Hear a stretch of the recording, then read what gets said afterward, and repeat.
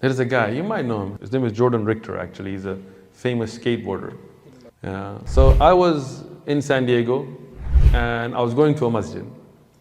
And alhamdulillah, we had a program, and I was wearing a white thobe, and I had my friend, he was also wearing a white thobe, and amaim, and shimag, and we see this guy in the masjid, this is a white guy in some jeans and a t-shirt. We think he's some new Muslim. We get new Muslims all the time.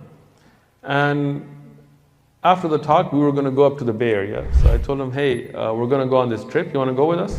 And he's like, what are you guys going to do? He's like, we're going to get closer to God. We're going to get to know our Creator. We're going to call people towards God and things.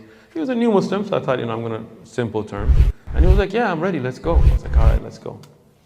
I didn't know, but he was actually really famous because I don't care about skateboarding. I grew up with Mexicans. We don't surf or skateboard or any of that.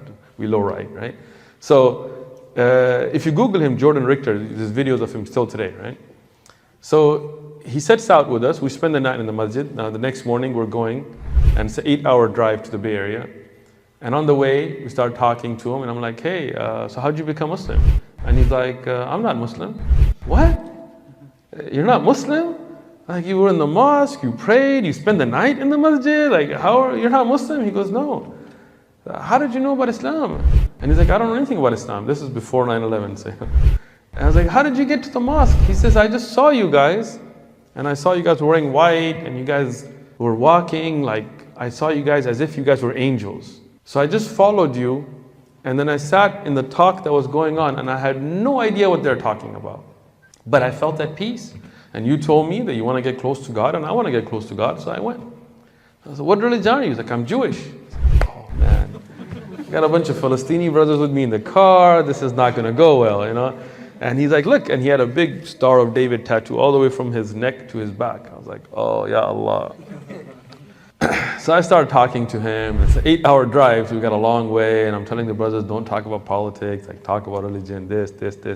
So alhamdulillah, by the time we got to the Bay Area, he's like, I want to be Muslim. Alhamdulillah, he made the ghusl, he took his shahada.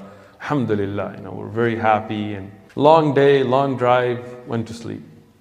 In the middle of the night, we're sleeping in the masjid. In the middle of the night, I hear crying. Like, not like, but like crying out loud. I don't want to do it, I'm going to shock people, right?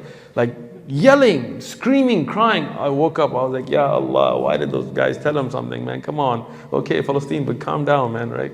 So I was like, what's wrong? And he's crying. I'm like, what's wrong? And he's like, Muslims are the worst criminals. You guys are the worst.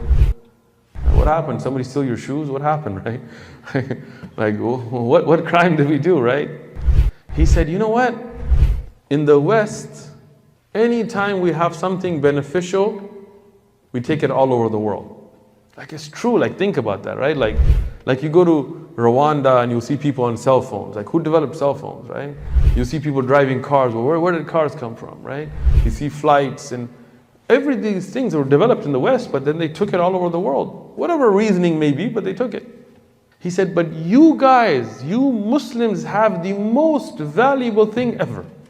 You know the purpose of life, and you don't share it with people? He said, my parents died kuffar. They died on kufr. And they'll be in hell, and it's your fault. That stuck with me. Stuck with me till today. And that's why it's a big responsibility, and it's upon us to first and foremost get to know our religion. Learn, you have shuyukh, mashallah, you have durus. That's a ni'mah from Allah subhanahu wa ta'ala. Many cities I go, there is no shaykh, there is nobody to teach, there are no durus. So learn the religion. And then convey it. It's a responsibility. Go to your neighbors. Ramadan is coming up. Use that opportunity. Go to your classmates, your co-workers. Want good for them.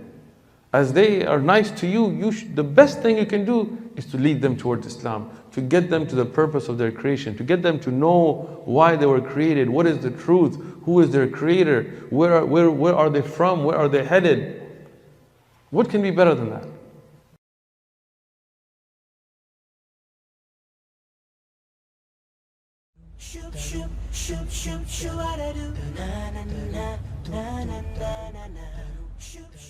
إذا أعجبك الفيديو لا تنسى الإعجاب والتعليق، ولكي يصلك كل جديد اشترك الآن.